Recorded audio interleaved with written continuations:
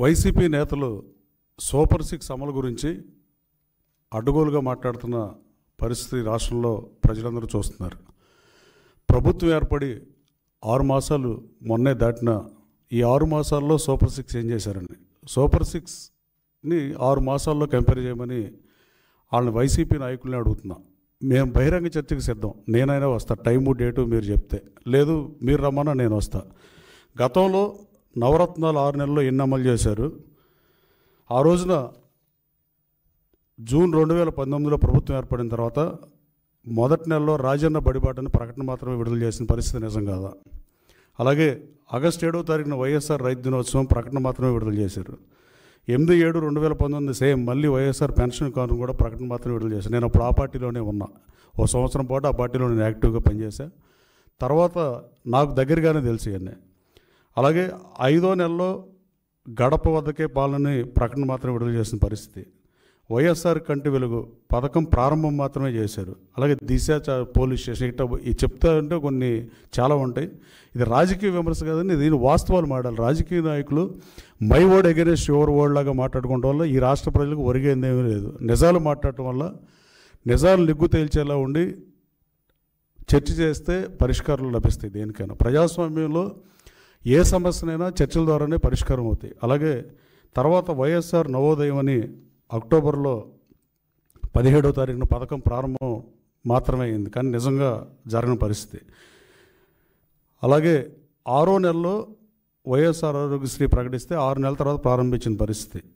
కేవలం అగ్రిగోల్డ్ బాధితులు కూడా టీడీపీ హయాంలో జరిగిందని మీరు విమర్శలు చేసి 8/11/2019 అది కూడా మాట్లాడిన పరిస్థితి. కానీ మీరు చేసింది ఏంటంటే, గత ప్రభుత్వం వైఎస్ఆర్ కాంగ్రెస్ పార్టీ అధికారంలో ఉన్నప్పుడు 250 రూపాయలు పెన్షన్ని ఫస్ట్ 6 మంత్స్లో పెంచారు. ఆటో డ్రైవర్లకి 10,000 రూపాయలు ఇచ్చిన మాట వాస్తవం.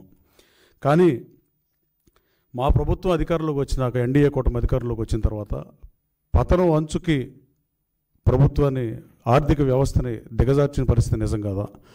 1950 తర్వాత నిన్న ఎప్పుడు అంటున్నారు మేము చేసిన అభివృద్ధి అంతా ఈ పార్టీ పాడు చేస్తుందని. మీరు చేసిన అభివృద్ధి ఈ రాష్ట్రంలో ఏ ఊరు వాడ, ఏ పంచాయతీకి వెళ్ళినా, మున్సిపాలిటీకి వెళ్ళినా, కార్పొరేషన్కి వెళ్ళినా, ఎక్కడికి వెళ్ళినా రోడ్లు చూస్తే తెలిసే పరిస్థితి. గతంలో రోడ్లు వేసే పరిస్థితి చూసాం 1955 నుంచి ఏ ప్రజాప్రభుత్వం అధికారంలో ఉన్నా. ఈ దిక్కుమాలిన గత ప్రభుత్వం మాత్రం ఈ ప్రభుత్వానికి ఎట్లాంటి దుస్థితి కల్పించిందంటే, గుంటలు పుడిచే కార్యక్రమాన్ని చేసుకోమని అంత అధ్వానంగా రోడ్ల స్థితిని దిగజార్చింది వైసీపీ ప్రభుత్వం కాదా? ఈ పాపం మీది కాదా అని అడుగుతున్నా. ఇంకా అభివృద్ధి ఎక్కడ చేశారు మీరు? అలాగే మీరు మమ్మల్ని అడిగే ముందు మీరు ఆత్మావలోకం చేసుకోవాల్సిన అవసరం ఉంది.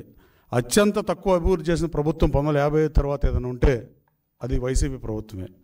అలాగే అత్యంత తక్కువ అభివృద్ధి చేసి మీరు పతనం ఉన్న ఆంధ్రప్రదేశ్ రాష్ట్రానికి ఇవాళ ఇన్ని వేల కోట్ల రూపాయలు పెట్టుబడులు వచ్చిన మాట నిజం కాదా? ఇవాళ దేశం మొత్తం రాష్ట్రం వైపు చూసే పరిస్థితి. అది రిలయన్స్ కానీ, టీసీఎస్ 10,000 ఉద్యోగాలు కానీ, లోకేష్ బాబు యువగళంలో 20 లక్షల ఉద్యోగాలు ఇస్తానని చెప్పినప్పుడు అది అమెరికా వెళ్ళినా, ఎక్కడికి వెళ్ళినా డేటా సెంటర్లు తీసుకొద్దాం అనుకున్నా, అలాగే సిబిఆర్ఈ లాంటి కంపెనీలు తీసుకొద్దాం అనుకున్నా. లోకేష్ బాబు 20 లక్షలు తన శాఖతో పాటు ఉద్యోగ ఉపాధి అవకాశాలు కల్పన యువతకు లక్ష్యంగా పనిచేస్తున్న మాట మీకు పనిచేస్తున్న విషయం మీకు కనపట్టలేదా? అలాగే మీరు గతంలో ఉదాహరణకు నా కాన్స్టిట్యున్సీలో మల్లవల్ అనే పారిశ్రామిక కారిడార్ ఉంటే తెలుగుదేశం ప్రభుత్వం 2014-19 మధ్యలో 16.5 లక్షలు ఎకరం ఇస్తే మీరు అధికారంలోకి వచ్చిన తర్వాత దాన్ని 85 లక్షలకు పెంచిన మాట నిజం కాదా? మీ ప్రభుత్వ వైఖరితో విసిగి వేసారి అశోక్ లేలాండ్ కంపెనీ ప్రారంభానికి సిద్ధంగా ఉన్న కంపెనీ వెనక్కి వెళ్ళిపోయిన మాట వాస్తవం కాదా? ఇవాళ ఆ 420 మంది కంపెనీలకి 90 లక్షలు 89 లక్షలు పెంచారని వాళ్ళు పారిపోయిన మాట వాస్తవం కాదా?